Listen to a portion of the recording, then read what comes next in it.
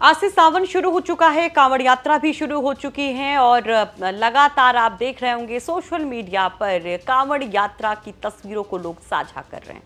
बम बम भोले की गूंज के साथ कांवड़ियों का जोश हाई है, लेकिन इन सब के बीच में कई तस्वीरें ऐसी भी आती हैं जो सामाजिक तौर पर कई सारे सवाल उठाती हैं और उस तस्वीर में एक चेहरा भी खास हो जाता है जो चर्चा में आ जाता है। डबडबाती आंखों के साथ एक साधारण सी महिला जब कई सारे सवाल उठाती है तो लोग हिल जाते हैं। हम बात कर रहे हैं साधना पवार की, जो चर्चा में है। नमस्कार, आप देख रहे हैं यूपी तक और आपके साथ मैं हूं सुषमा।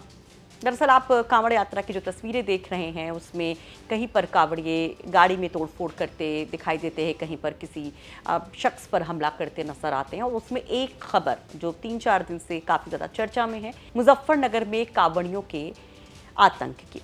वहां पर कहा जाता है कि पुरकाजी इलाके में दिल्ली देहरादून नेशनल हाईवे 58 पर एक बालकनाथ नाम का ढाबा होता है, जहां खाना खाने के लिए कांवड़िए रुकते हैं। देर रात का मामला होता है और फिर कहा जाता है कि खाने में प्यास है। शुरू हो जाता है वहां पर हुड़दंग, मारपीट, जमकर वहां पर तोड़फोड़ होती है। आरोप तो यहां तक लगते हैं कि वहां उस ढाबे के गल्ले में जो पैसे थे उसको भी लूट लिया गया। उसके बाद सवाल उठते हैं सोशल मीडिया पर कि ये कैसी आस्था है, धार्मिक यात्रा के नाम पर क्या हिंसा लूट भी जायज है। सवाल ये भी उठते हैं कि क्या खाने में प्याज मिलने की इतनी बड़ी सजा हो सकती है कि किसी का सब कुछ तबाह हो जाए। साधना पवार, जिनका ये ढाबा था, घर का खर्च इसी से चलता था, वो साधना पवार इस पूरी घटना पर जब बोलती हैं तो भावुकता से भर देती। सुनिए। अभी मेरी उम्र 40 साल है। मेरी जो जर्नी थी 16 साल पहले शुरू हो गई थी। जी। मैं फिर भी यहाँ तक मेहनत करते हुए से पता नहीं कैसे। तो साधना कहती हैं कि वो एक बहुत साधारण परिवार से हैं। ढाबे और रेस्टोरेंट के काम में वो पिछले 15 साल से इस पेशे में। हालांकि उनके पति नेचुरोपैथी का कोर्स किए हुए हैं, वो खुद भी नेचुरोपैथी में डिप्लोमा होल्डर हैं। कहती कि उनके घर में 3 बेटे हैं, एक बेटी उन्होंने गोद ली है जो उनकी कलेजे की टुकड़ा है, और 2 बच्चे बाहर पढ़ रहे हैं। उनको बाहर हॉस्टल में रखकर उनका भविष्य वो संवारने की कोशिश कर रही हैं, अच्छी एजुकेशन देने की कोशिश कर रही हैं। 2 बच्चों की पढ़ाई पूरी हो चुकी है। बात करते करते काफ़ी इमोशनल हो जाती हैं साधना पवार। बताती हैं कि किस तरह से पहले हरिद्वार के बहादुराबाद हाईवे पर उनका एक होटल हुआ करता था, जो बाद में हाईवे पर आ गया और वहां से उनको हटना पड़ा। फिर उन्होंने ये ढाबा खोला, तमाम उतार चढ़ाव आए, माली हालत बिगड़ी तो इस ढाबे से उम्मीद लगी। उनको लगा कि ये जो सीज़न है इसमें कुछ कमाई होगी और वो जो तमाम स्थितियां खराब हैं, पैसे की जो तमाम नुकसान हुए हैं उसकी भरपाई हो जाएगी। लेकिन क्या पता था कि यहाँ पर तो कुछ और है।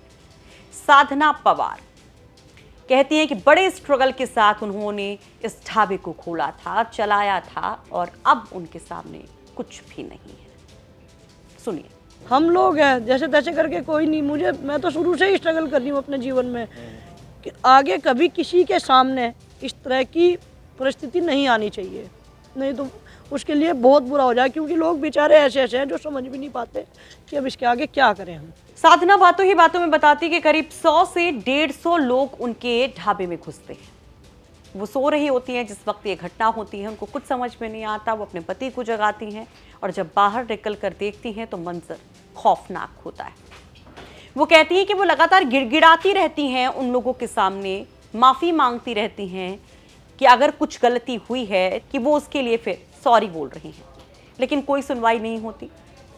हंगामा जारी रहता है, तोड़फोड़ होती रहती है। इन सब के बीच में साधना को एक संत नजर आते हैं। साधना को लगता है कि इन संत के जरिए शायद वहां पर जो संग्राम छिड़ा हुआ है वो शांत हो सके।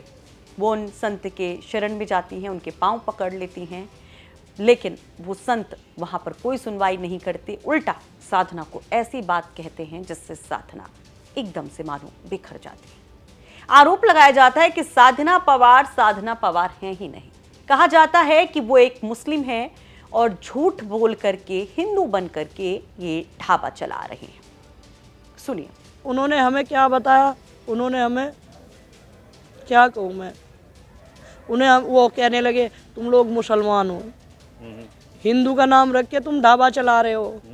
विधर्मी बताया उन्होंने हमें आगे साधना पवार से जब हमारे सहयोगी बात करते हैं तो साधना कहती हैं कि उन्होंने लाइफ में बड़े अप एंड डाउन्स देखे हैं, बहुत सारे स्ट्रगल झेले हैं और ये बताते बताते उनकी आंखें भर आती हैं। वो कहती हैं चलिए मैं तो एक कठोर महिला हो गई, पत्थर सी हो गई इस तमाम सितम को सहने के लिए, लेकिन अगर कोई और हो उसके साथ ही सब कुछ हो तो क्या होगा। वो ये दुआ करती हैं कि काश किसी और के साथ ऐसा ना हो। पुलिस की बेबसी पर भी वो बिल्कुल शांत सी नजर आती हैं, स्तब्ध सी नजर आती हैं। मैंने ज़िंदगी में बहुत स्ट्रगल देखा है। मैं पता नहीं यहाँ तक, अभी मेरी उम्र 40 साल है, मेरी जो जर्नी थी 16 साल पहले शुरू हो गई थी। जी जी। मैं फिर भी यहाँ तक मेहनत करते हुए से पता नहीं कैसे, 3 मेरे बेटे हैं, एक बच्ची है जो मैंने गोद ली हुई है, एक बेटा मेरा शिमला पढ़ता है, वो गुड़िया भी, मेरे 2 बच्चे हॉस्टल में पढ़ते हैं, 2 बच्चों की मेरी पढ़ाई ख़त्म हो चुकी है। ये होटल कब लिया था हमने? ये होटल मैंने अभी दिसंबर में लिया था। इससे अभी पहले भी मुझे नहीं कुछ भी नहीं, थोड़ा काम, मुझसे पहले होटल मेरा हरिद्वार में था, ये बहादुराबाद बाईपास में, बाबा बालकनाथ के नाम से। मैं बस ये होटल से ही, तब से मैंने अपनी जीवन की, इस होटल से ही मैं अपना जीवन यापन, मेरे बच्चों को पढ़ाना लिखाना, मैं सब इसी से। अभी वो होटल मेरा हाईवे में चला गया था, तो मेरे जो हस्बैंड थे वो नेचुरोपैथी के डॉक्टर थे। मैंने भी नेचुरोपैथी का डिप्लोमा किया है, मैंने कुछ टाइम उनके साथ प्रैक्टिस की, पर थोड़ा इतना लॉस हो गया था, वो लॉस पूरा, तो मैंने सोचा यहाँ पे एक जानने वाले थे, उन्होंने कहा अब ये ढाबा ले लो, पार्टनरशिप में चल जाएगा। मैंने चलो कर लेते हैं, सीजन का टाइम वैसे सीजन का टाइम वैसे है, जिसका वो ये लॉस पूरा हो जाएगा, धीरे धीरे सब इस करके ये ढाबा ले लिया था यहाँ। अब 8 तारीख की रात में क्या हुआ था, पूरा तफ्तीश से बताइए, उस दिन क्या हुआ था? दरअसल हमारे नंदोई एक्सपायर हो गए थे जी। टीकरी गांव में। मैं और मेरे हस्बैंड वहाँ पे गए हुए थे, बड़ा बेटे को यहाँ पे छोड़ के गए हुए थे हम लोग। हम रात को 10:30 बजे पहुँचे यहाँ पे 8 तारीख को। बेटा खाना वाना खाया, बेटा कहने लगे आप लोग थक रहे हो काफ़ी, आप सो जाओ, बात सुबह को आराम से जल्दी उठ जाना, कोई दिक्कत वाली बात नहीं है। अब हम उसकी बात मानी, हम लेट गए।